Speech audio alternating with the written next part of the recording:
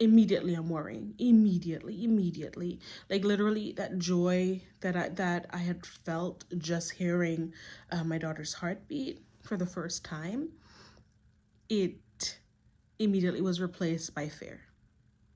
Immediately. Like, hi everyone. So I'm just gonna get right to it.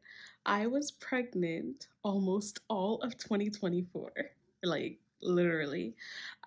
So I feel absolutely so blessed, right? But just quick life update. That's really what it was. I was pregnant almost all year, so 10 months. And it was an experience. And as most of you know, we did lose my husband's mother, and that was just a lot.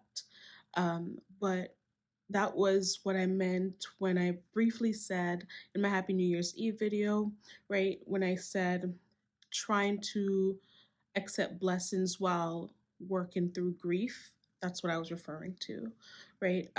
Because sometimes something really terrible can happen in our lives, and at the same time, we get blessings, and it's just a weird place to be in because you're sad, you're grieving, but you're also excited, and so that's how I felt. We lost my mother-in-law on February 1st, which coincidentally would have been my father's 80th birthday. So we lost his mom on my father's heavenly birthday. So, which was also February 1st is also our dating anniversary, or wedding anniversary is clearly different. But I say all that to say it's really hard to focus on the duality of grief and happiness at the same time, right? And also knowing that the people you'd want to share in that are no longer here. So it was a rough year. But that being said, I don't want to dwell on it too much because um, obviously it's January. And so, her heavenly birthday is coming up and the anniversary of, you know, her passing. And so it's again, I can't believe it's almost been a year already.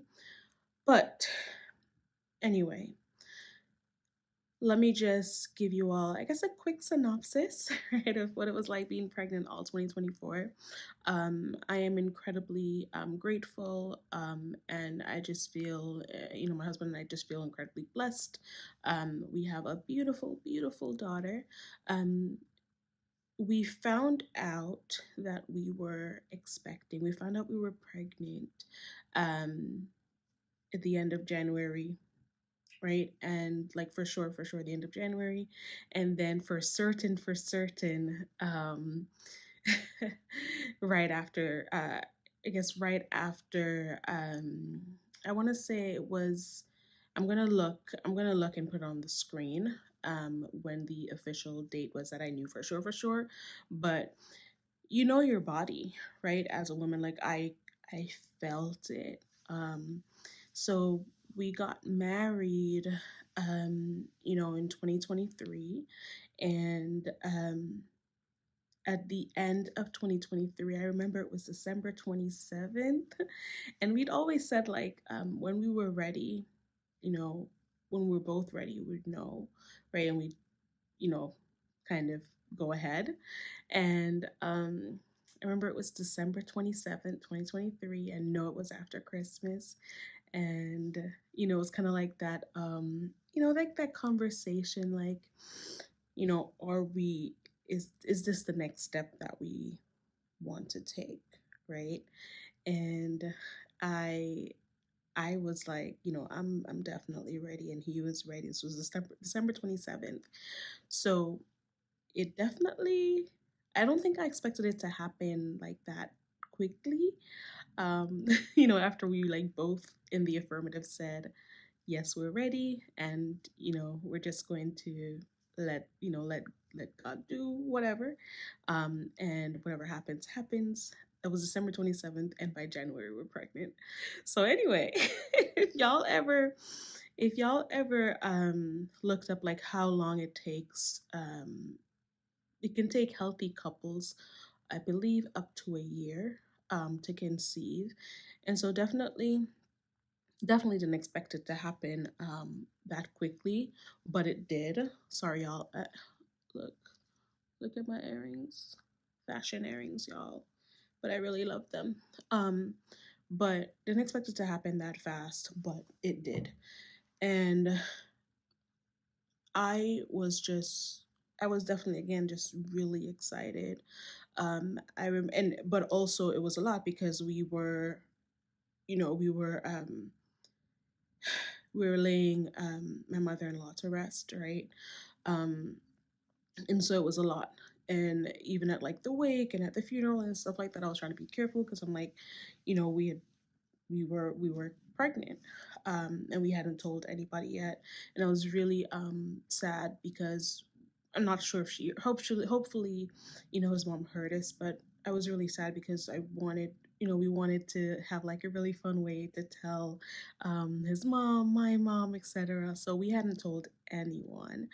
Um, and that was February. um, what happened after that was immediately got to scheduling, you know, that initial visit. And of course, you know, they're like, oh, you got to wait till 12 weeks. So obviously I'm like super anxious. I'm going to tell you guys, I want to tell y'all that I, a part of me never thought I could, by the way, but that's a story for another day. But God is good. But I never thought that I could, right? So I don't know. It was just, I think I was so incredibly happy, but also like a sense of relief, if that makes sense. Like I was really relieved to know that I could, right? So that was important to me, um, to within myself be like, okay, wait, you can, right?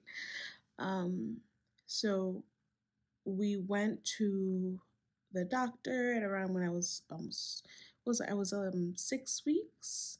Um, was I seven? I don't know, but we went to the doctor and we saw really sweet CNM, and she was wonderful. The practice that we went to our whole pregnancy they were really wonderful. Like honestly, they were great. I mean, like all the midwives, all the doctors, like all the nurses, even like, you know, support staff, everybody, like amazing, like seriously amazing. Um, and one of the things that I really liked was how calm, you know, they made me feel because I was super anxious. Again, remember, I never thought I could. So I was really, really anxious.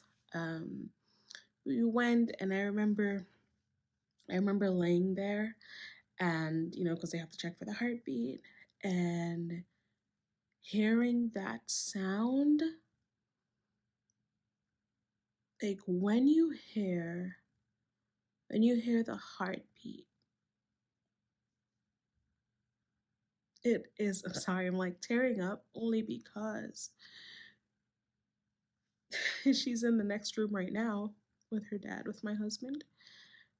And I can't believe that little tiny dot, that little tiny dot, that heartbeat that we heard that day, she's here, right? Um, but when we heard the heartbeat, I mean, my husband and I were just emotional and definitely some tears. Um, and then obviously after that, we had to go into the room, right? So the certified nurse midwife, she came and spoke to us. And, you know, she was like, well, everything looks good, whatever, strong heartbeat. But she was like, obviously super early on, right? I mean, because it was only 6 weeks, 5 days or something like that. um, or 7, either 6 weeks, 5 days, or 7 weeks, 5 days. Can't remember. But I mean, she was just a little tiny dot, and but strong heartbeat. But she was like, it's a strong heartbeat. Obviously, we didn't know the gender yet, but I'm just gonna keep saying she because then we knew, right? We know now. Um, and but then she said, "Did you know you have?" She's like, "Did you know you have fibroids?" And I was like, "I have fibroids," and she was like, "Yeah," and I was like, "I had no idea." And immediately I'm worrying. Immediately, like literally that joy that I had felt just hearing my daughter's heartbeat for the first time, it immediately was replaced by fear. Immediately, like I was just I all I could think about was like, how is this going to affect the baby? That's all I could think about. And she was like, "It's never bothered you before, no pain, nothing like that." And I was like, "No, I've never had any pain." She was like, "Well, that's really good that you haven't had any pain, because," she said, "sometimes it can cause pain, but," she's like, "they're benign, don't worry," etc. And I mean, I had read a little bit about fibroids, but not that much. It's not like I had a reason to go and look them up. You know what I mean? Um, but now that I know I had them, and she thought, I didn't find out, and she didn't she didn't she didn't make me feel too panicky. That wasn't her fault. I was just nervous and anxious. But she was like, "But everything's fine." She told me, but when she said that, one of them, she said, it was three, right? And one of them was like, she's really big, like really big. And the other two were kind of inconsequential. They were very small, right? But that one was really big, so I was super, super nervous.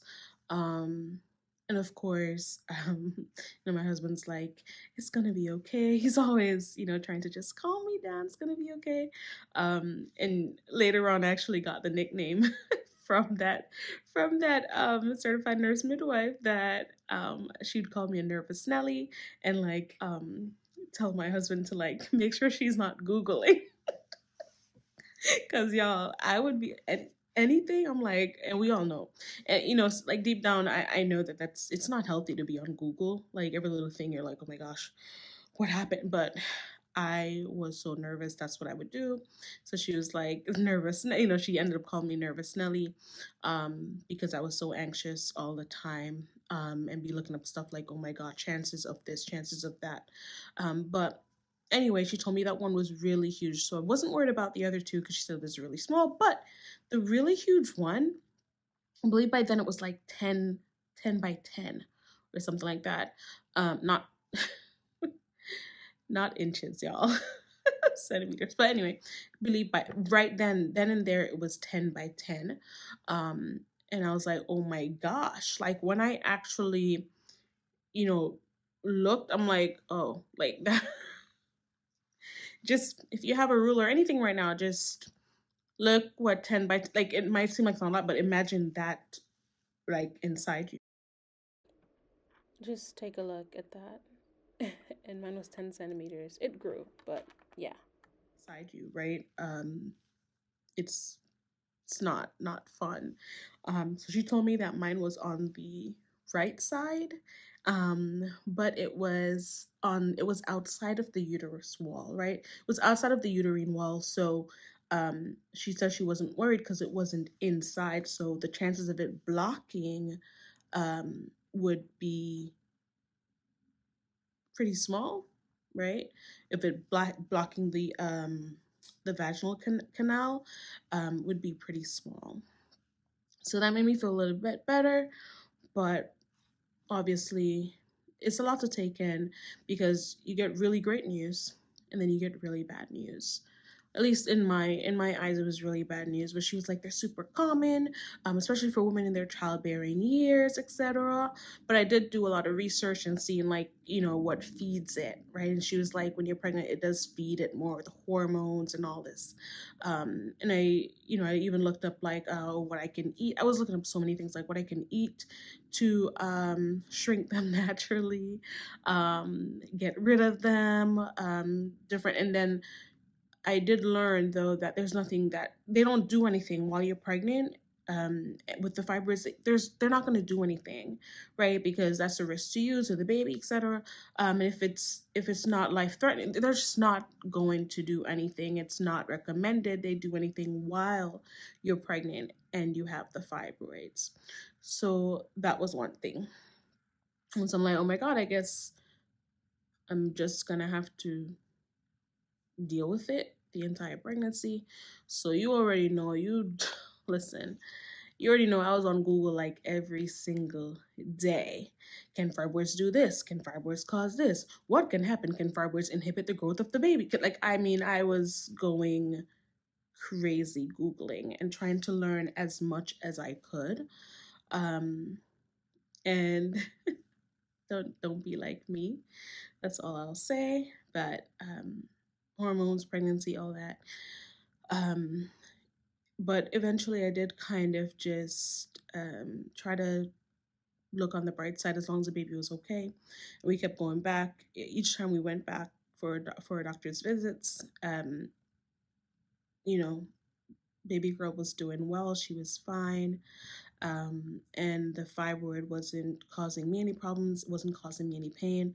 Now, um, the the doctors and the nurses, they did tell me that sometimes what can happen is red degeneration, and that's when the fibroid shrinks, right? It'll shrink, and it's super painful, actually.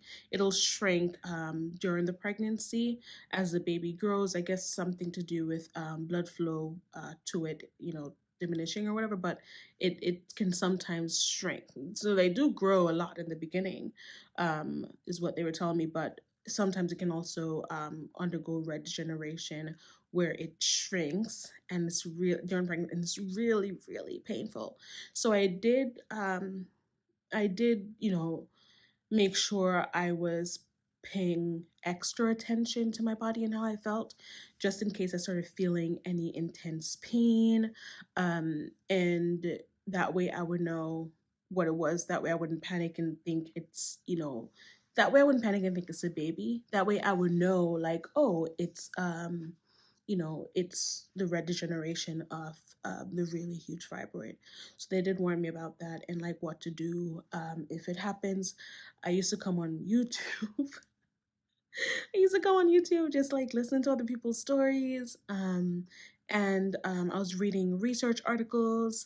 I was just trying to, and it was obviously it's anecdotal, but just trying to understand more people's experiences. I was on Reddit. Like just reading, like how people's experiences. I was reading about what labor can be like for it, if people with fibroids are at more risk to have a C-section, stuff like that. I mean, and by the way, the answer is yes to that question. They are at a higher risk. I believe it's 80%. I might be wrong. Don't quote me on that, but I know it is a higher risk, right? But that said, finding out we were pregnant, going to the doctor's visit, hearing her heartbeat, amazing. Finding out I had fibroids, not so much. um, but I knew that, you know, I had to just trust God and trust my body, um, to do what it had to do, to get through the pregnancy, fibroids or no fibroids, right? And you know, I did get through it. Um, our daughter is beautiful. I love her so much. Um, it is a love unlike anything I've ever felt before. And she's worth it in every single way. Um, I will say that I'm glad I have the partner that I have, the husband that I have, the man that I have. I mean, the things I went through and felt during our pregnancy, and he was there every step of the way, every single step of the way. Um, Honestly, fibroids, no fibroids, I had a wonderful pregnancy. And I do believe that's also because I have a wonderful partner. Um, Anything that the only things he couldn't help was were things that they're normal, they're gonna happen when you're pregnant, you're gonna feel them. But I think if he could if he could have felt it and taken it over for me or sharing that, he would have.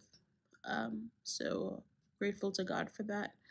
Um, the fibroids, the really huge fibroid, it did grow to about, so it started around, did I say 10 by 10? And then it did grow to around 12, I believe. And whatever you're doing right now, you can pause, but or as you're listening, just Google clinically large fibroids, or what does a 12 by 12 fibroid look like, and look how big that is. That's all I'll say.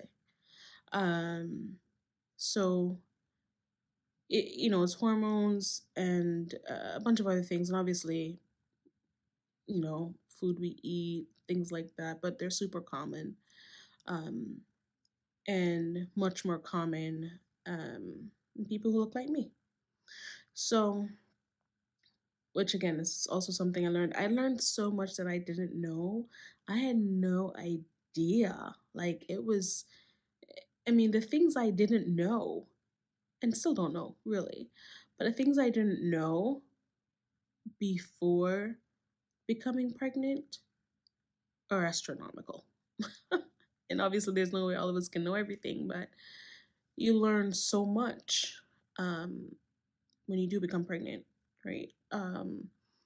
And I would say if you ever want children in the future, um,